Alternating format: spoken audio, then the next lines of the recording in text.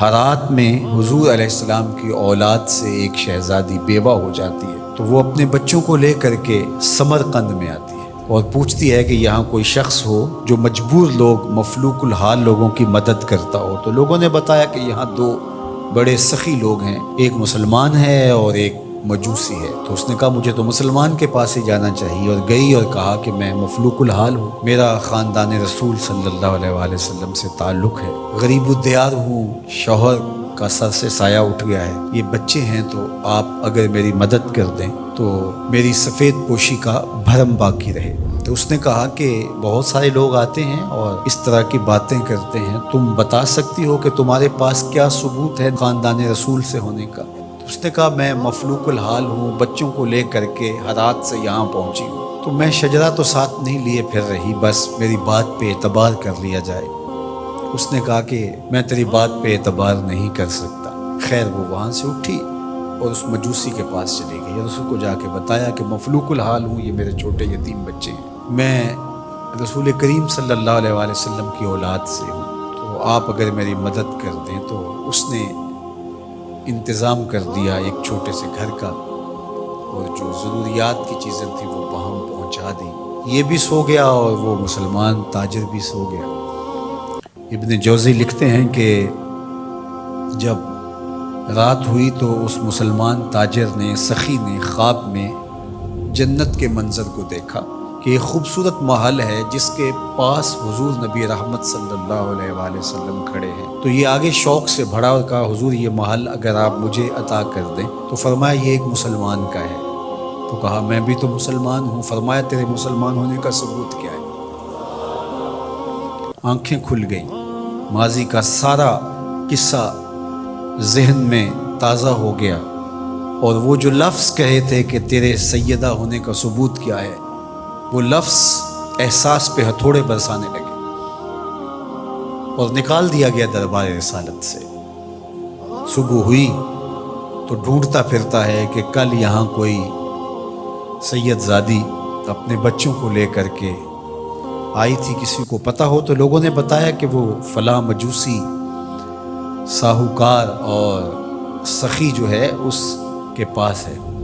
تو وہ گیا اور دروازہ کھٹکھٹایا اور قدرے غسیلے انداز میں کہنے لگا کہ ہمارے نبی کی بیٹی ہے اور آپ کو حق نہیں پہنچتا ہے، ان کی خدمت ہمارا ہی حق ہے، بلکہ کہا 300 دینار لے لو اور جلدی کرو ہمارے سپرد کر دو۔ تو اس نے مسکرا کے دیکھا، کہا کہ میں نے تو انڈٹھا سودا کیا تھا، اب تو منظر دیکھ چکا ہوں، جہاں رات آپ کو دھکے دے کر نکالا گیا وہاں مجھے وعدہ دیا گیا کہ تو نے میری بیٹی کی خدمت کی ہے، تجھے اور تیری نسل کو جنت کی ضمانت دی جاتی ہے، اور میں تو حضور کے ہاتھ پہ کلمہ پڑھ کے اسلام قبول کر چکا ہوں۔ اللہ اکبر۔ نسبت رسول کا احترام، محض نسبت رسول، عمل تو بعد میں آتے ہیں۔ اللہ اکبر۔ تو فرمایا کہ احبو لأہل بیتی لحبی، میرے اہل بیت سے محبت میری وجہ سے کرو۔ اللہ اکبر۔ امت کو سمجھنا چاہیے کہ اہل بیت رسول کا معاملہ کتنا حساس اور کتنا نازک ہے، اور آقا کریم نے کس قدر اس کو اہمیت کے ساتھ حجۃ الوداع کے موقع پر ارشاد فرمایا، اور دوسرا حضور علیہ السلام نے مقام خم پر باقاعدہ خطاب کرتے ہوئے ارشاد فرمایا۔ یہ مکہ اور مدینہ کے درمیان ایک جگہ ہے۔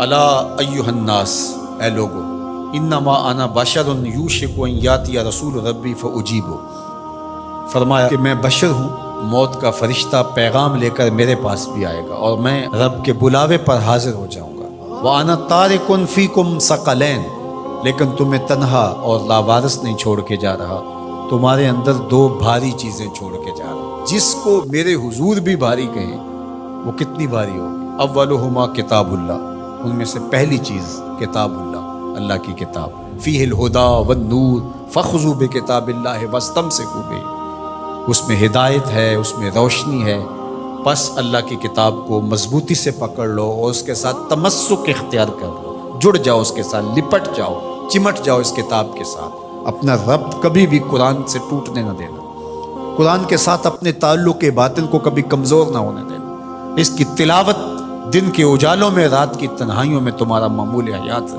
فحث علی کتاب اللہ، حضور نے ابھارا لوگوں کو کتاب اللہ کے ساتھ جڑنے کے لیے، ورغب فیہ، اور ترغیب دی کہ اس کتاب سے وابستہ رہو، اس کتاب سے جڑو، اس کتاب کو کبھی نہ چھوڑنا۔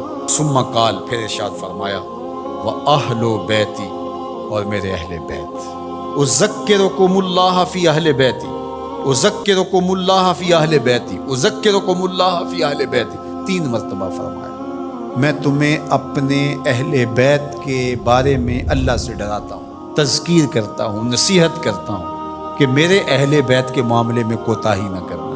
1 بار نہیں کہا، 2 بار نہیں کہا، 3 بار فرمایا۔ نگاہ نبوت کچھ دیکھ رہی تھی کہ لوگ کربلا کے اندر شہزادگان رسول کو شہید کرنے کے در پے ہوں گے، اور اہل بیت نبوت کی عظمتیں لوگوں کو ہضم نہیں ہو پائیں گی۔ تو حضور نے 1 بار نہیں، 2 بار نہیں، 3 بار فرمایا کہ میرے اہل بیت کے معاملے کے اندر ان کی حساسیت اتنی ہے کہ کوتاہی کا ارتکاب نہ کرنا۔ اہل بیت نبوت کا معاملہ بہت حساس ہے، بہت ہی حساس ہے۔ یزید پلیت نے اہل بیت کے ساتھ ٹکر لے کے اپنی عاقبت بھی برباد کر لی اور اپنی دنیا بھی برباد کر لی، اور اپنی نسلوں کو بھی بدبودار بنا لیا اس نے۔ یزید کا نام بدی کا استعارہ بن گیا، دشنام سے بھی بدتر، گالی سے بھی بدتر یزید کا نام۔ حضرت امام حسین رضی اللہ تعالیٰ عنہ حق کا استعارہ بن کے ابھرے، اور قیامت تک ان کا نام زندہ، روشن، سرخرو، کامیاب اور بامراد رہے گا۔ رہتی دنیا تک حسین کے نام کا جھنڈا اونچا ہی رہے گا۔